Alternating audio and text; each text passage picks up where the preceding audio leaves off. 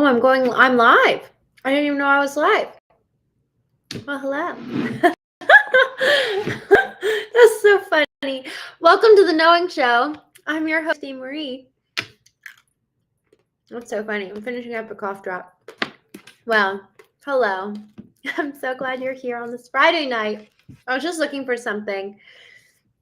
I'm in 3X Freedom community right now, and I actually have not had the chance to read everyone's responses from yesterday's Foundations of Knowing workshop. For those of you who were not in attendance yesterday, I hosted a workshop specifically surrounding the core tenets of talk about knowing. When I'm alluding to it, the title of the Knowing Show, the title of the Knowing Agency, what is knowing anyway? And so the Foundations of Knowing was a workshop that I did, honestly, hosted by me for the first time. So many in other areas in regards, whether it's been on stage or in virtual courses, you know, I've been under the direction and guidance of my host, whoever is putting on the workshop that I'm I guess you could say kind of partnering with, along with other speakers. And so this was the first time hosting my own workshop. And also I got the opportunity to co-host it and effectively sponsored by 𝐤𝐚𝐢𝐥𝐲, who has his own community, 3X Freedom. And so it was a vibrant conversation yesterday. We had nearly 60 folks join, and stayed. I've never had such a high retention rate. And so one thing I was just kind of musing on over the last 24 hours is, in terms of hosting an event, whether it's in person or otherwise, you know, are we actually setting the right expectation about the experience someone's going to have? And that's what a strong brand does. They set the emotional expectation for the emotional experience that they're going to have. Obviously, the intellectual transformation that's going to occur as well, but we make our purchase decisions in our subconscious, which is where our emotions live. So the emotional piece is so incredibly important. Customers and brand loyalists who will camp out over the next Apple product release. It is wild the way people will just take kind of drastic action when they're so in love with a brand. And so the goal is that when you are wanting that kind of brand loyalty, you're speaking the truth. You're telling what's going to happen and what is the emotional experience you're going to have when you engage with our product. Obviously, the phone it's a very practical decision that you're making. What am I going to go with? And yet it is laced with copious emotional components that really enforces whether someone's going to pick an Android or an Apple. And same thing with, there's been blind taste test studies done between different coffee brands and soda products, and people, when they find out that the one that they chose, the favorite soda, for example, this is an actual study that was done, when they found out that the soda that they selected in the blind taste test study, they selected the best tasting product was Pepsi. When they found that out, they were like, actually, I liked the other one better, because they were notorious Coca-Cola product drinkers. And so there's something very deeply psychological in each one of us that compels us towards the brands that we move forward to and the experiences that we choose. And over the last couple of weeks, I've just really been diving into experiential, even conversations. Mercer was on over the last 2 weeks talking about experiential AI prompting.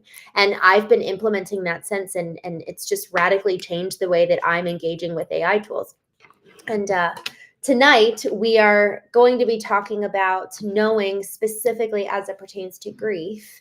And so with this conversation tonight, I kind of got into the brand discussion because when I started going live, I didn't even know I was live. I don't even know if I was sitting in my chair, but I was looking on my browser tab. I want to read something to you that someone in 𝐤𝐚𝐢𝐥𝐲 School community commented after yesterday's conversation.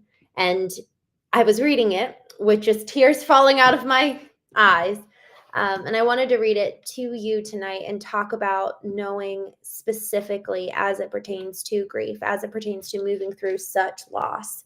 And I'm going to read that now. And so I'm not going to say who this was, because unless you're in 𝐼𝐚𝐢𝐥𝐲 community, which I highly recommend you join, it's free. It's on school. I'll drop the link, but it's school.com/3xf. So this gentleman wrote, before the workshop that Christine Marie led through yesterday, I was on the journey already, the journey of knowing myself. Since my wife had a stroke at the end of May and transitioned on August 1, I've been exploring and desiring to truly know who I am and who I want to be. Christine's workshop just fueled the journaling that I had already been doing during this journey of grief. Here is a journal entry that I wrote today after mashing up in my head all the prompts that Christine shared. 4 things came up during the workshop that I want to experience and be a part of me now and moving forward. I want to experience play, laughter, excitement, and joy. I hope this is meant for someone. There is no other reason to share this. This is not for me. I don't share, but feel this is meant for someone. It's not a polished piece like others' posts. I am not that sure of myself. I'm very hesitant to be this vulnerable in a group that anyone can join. So this may come down if I get really uncomfortable with it being out there. Here's the journal entry. He says, I want to have an attitude of play in everything I do. Experiment, see what works, what doesn't, have a light attitude. Let my curiosity run. I know that I'll have to take things seriously. I have all of my life. That's in me. Time to start to add the other side and balance it out. I want to laugh so hard that I have to catch my breath, the way my wife and I would when we would get tickled at each other. I want to know what it's truly like to be excited, experience excitement. Have I ever been excited? The excitement that comes from achieving something or anticipating something or someone. It is said that excitement and fear are the same emotion, just labeled and interpreted differently. Not sure if that's true. I just want to know the experience of being excited about things, events, people. Most of all, I want joy. I think everything else will flow from that. And the source of that joy is God, Jesus, the Holy Spirit. I want to go on that adventure that I've never gone on before. That was my wife's message to me through a friend of ours after she transitioned. The adventure has many dimensions. The adventure to know me, to discover who I am. The adventure to know and experience relationships with people I don't know yet. The adventure to know and discover new things. The adventure to explore the unseen. The energy we as people don't understand right now, but will. I want to truly know me, and I want to be, and who I want to be. Not just a role, a man, and not just what the world expects me to be, but who I was meant to be, who God made me to be. I want to know who I am. Oh man, I keep wanting to cry. I choose to leave the past behind while I heal in the present. The last part I want to remember right now are the good memories of my wife, her daughter, and I. The good times we had together. Everything in the past can stay there until I am ready. I will choose the time when I'm stronger to unpack and process things and emotions of my past. Until then, I choose to focus on the present, find peace and joy here, and discover what the future can be. I am my own man, and God and I define who I am. No one or nothing else. Here I go. I think I'm getting excited about who I get to be, who I get to meet, and what I get to share. Man, I don't know about y'all, but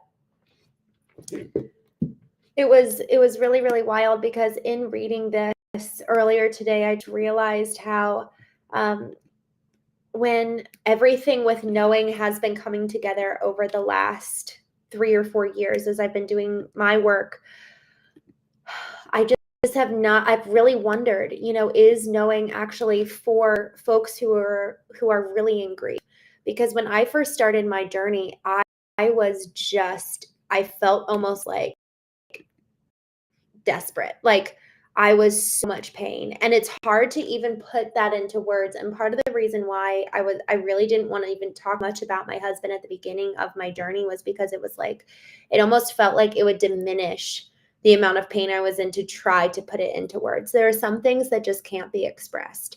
And I, all of a sudden, all the love songs and brokenhearted songs, I'm like, oh my gosh, these people were actually in anguish. Like I understood it for the first time. And so reading this gentleman's post after knowing yesterday, I was taken back to my journey of being so deeply emptied out. I felt like Imagining the soul is a cavern, like a big cave. I felt like I had been scooped out. Like every part of me, every nook and cranny and corner was just scooped out. Like everything that had been in there, all the soil, all the layers, all the terrain that had been kind of like this cozy little cave that I didn't really know much about. I had never really gotten to know me, but it was easy and it was settled in its place. And then this pain, this gravity of pain, it just scoops out everything. And you're just like, oh, like you feel this.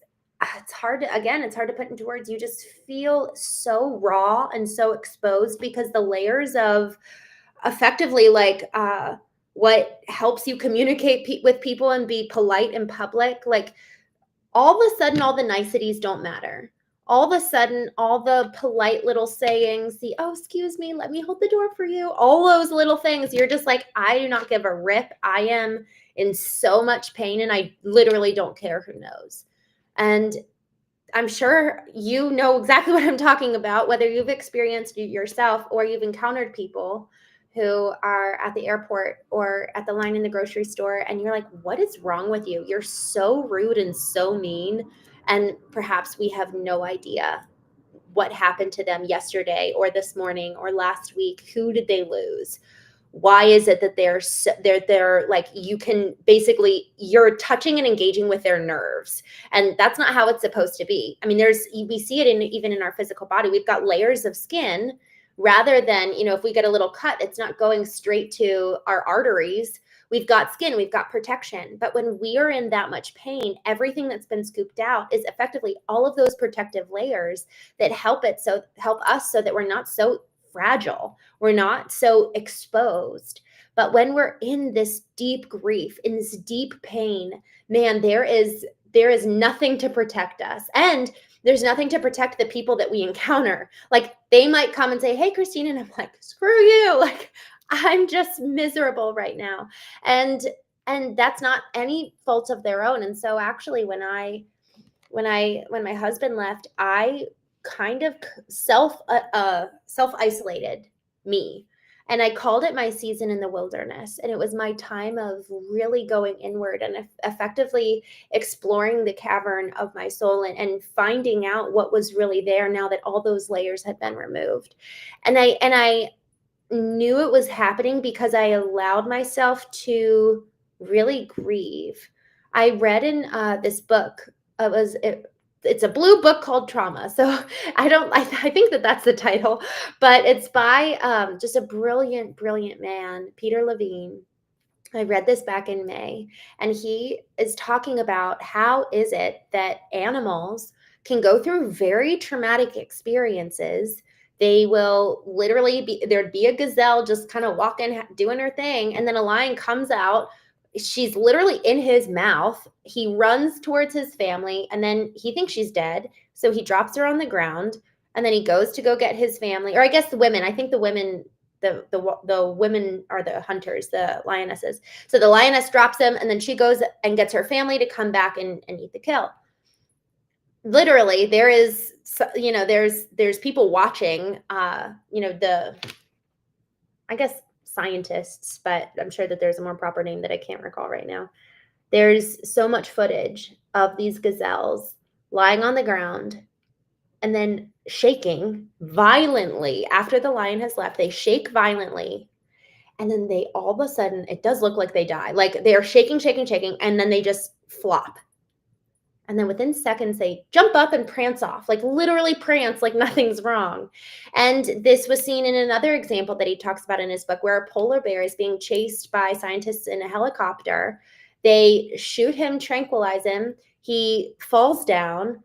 They put him in a cage. They take him to their laboratory, and then he wakes up and he's in the cage. He's laying down, and slowly he starts to shake and shake and shake, and then finally he's convulsing, and then after a period of time he kind of does the same thing that the gazelle does and like flops, and it looks like it's like, are you okay?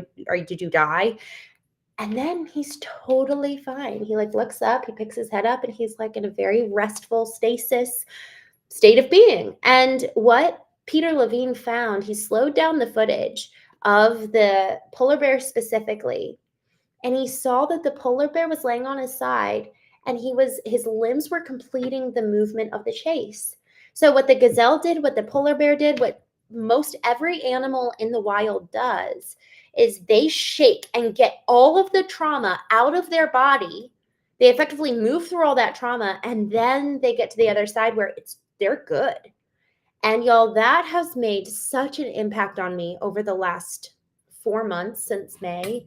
I have actually allowed myself to go back to various points in my life and points here and now, and very intentionally allow myself to cry, and like to the point of me being like, where I'm like, man, this sounds awful. It looks awful, sounds awful. It seems like a very big reaction. Obviously, some things, grieving my brother-in-law, I never allowed myself to really do that.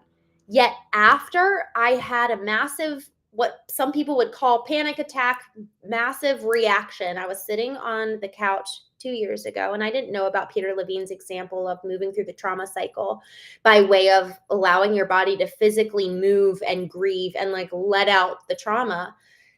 But I was sitting on the couch 3 years ago, and I was watching this film. And in the film, the man's wife dies at a really, really young age, months after they get married.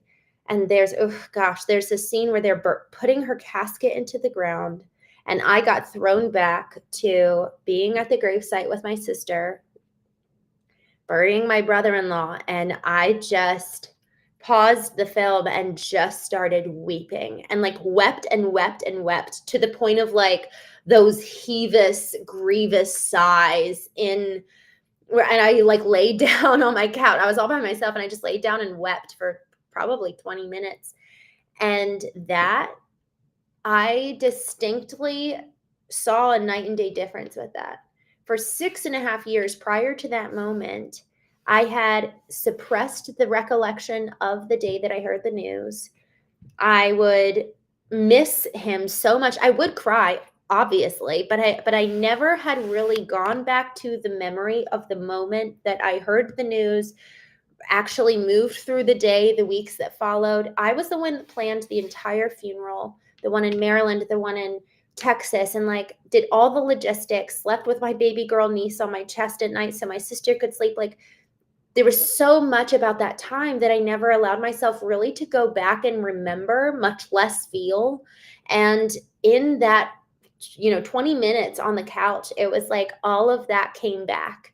And y'all, I just know that my 6.5 years following the death of my brother-in-law, of like, man, how much more fully could I have lived had I allowed myself to grieve, had I allowed myself to process. So as I began my journey of my husband leaving, I knew I could not allow for that to happen. So I was allowing myself to cry as much as I needed. And that was part of the reason why I wanted to just kind of self-isolate and be in the wilderness during those initial months and year, was because I didn't want to, my MO, and I came to realize this early on in my journey of knowing, my MO, my modus operandi is to be codependent. So if someone else is in the room with me, I just feel this natural bent of like, are you okay? Like, are you fine? Do I need to do anything for you? Even if I'm, they're there to help me, I still am kind of oriented that way. And so I was like, I really appreciate you wanting to be here. I need to be alone. And I effectively asked him, I was like, will you trust me to reach out to you if I need you? And that was really helpful because I had never voiced needs before until that point. So I was like, okay, I have to be really honest here. I have to be aware of what I need. I have to ask for help. And so as we think about knowing and grief and how they work together, it is just so important that in those moments of feeling the sorrow, that we allow ourselves, like, either go away and be alone or tell the people in your life, like, I'm actually going to intentionally give the space for all the tears, all the noises that come with it, all the body shakes that come with it. It's uncomfortable. Perhaps, maybe not. Maybe it's not uncomfortable for you, but I want to set the stage that I am going to be doing this so that the trauma gets out of my body. That doesn't mean that the pain leaves. That doesn't mean that the grief leaves. But what it does do is that moments in our lives that should frankly be something where we're like missing that person or remembering sweetly with love and joy, to look back on those moments with fondness, actually get colored and corrupted by the trauma response, because we're not allowing our bodies to move through the trauma response. Therefore, we cannot actually grieve in a way that really honors them, where it's actually kind of corroded in terms of the integrity of the grief itself. So in terms of, knowing with grief, that's number one, is just really communicate with others and or self-isolate, whatever you need to do in order to move through this. Number two, well, I guess honestly, creating space is number one. Number two is communication. Truly, truly, truly. What are those boundaries? What are those boundaries? Never in my life had I been like, y'all, I'm going offline for 2 weeks. And this was my family, y'all. Like it wasn't my work and business. I kept that going. But it was really kind of the after hours. I was like, I know that I need this time. So one, creating the space to allow for the trauma cycle to be moved through. Second, communication and establishing those boundaries. And those boundaries are for you. I actually had this happen, very well intended. I told everyone, hey, I'm going offline in 2 weeks starting Thursday. Thursday morning, 5 a.m. I say, hey, I'm going offline for 2 weeks. I love you all.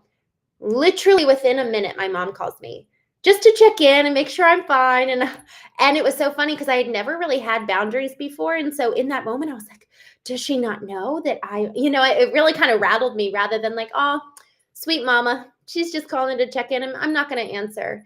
And really reinforcing my boundary for me. Boundaries are for you and me to reinforce. So create the space, create the boundaries, and have the communication. Offer those to them and say, this is how I'm going to be existing during this time of grief. And then third, man, I love what this gentleman said tonight from the 3X Freedom community. How do you want to exist in this moment? And he said play and joy and experiences. Y'all, I found during that time that being present in the moment was probably one of the most freeing things, so that I wasn't tethered to the past, fearing the future. It was like, oh, look at the beautiful leaves. And I had never noticed the leaves before. I had never noticed the sound of the snow crunching beneath my boots. Literally, true story. I was walking along with my dog, and all of a sudden I just noticed the sound of the snow beneath my shoes, because I didn't have AirPods in. I didn't have a podcast or music playing. I didn't have my phone. I was just present. Presence is one of the best and most healing ways to exist in a time of grief. And I would argue that it's the best way to just live and experience the fullness of the moment. But it allows for the space and time. The elimination of inputs allows for the processing of everything within, and the freedom that the present moment offers, so that the past isn't holding us back and fear of the future isn't preventing us from being able to dream. Because sometimes when we're in grief, dreaming can be the worst thing. Thinking about tomorrow can really be the worst thing. It's just today. That's all we have to do, is just move through this present moment.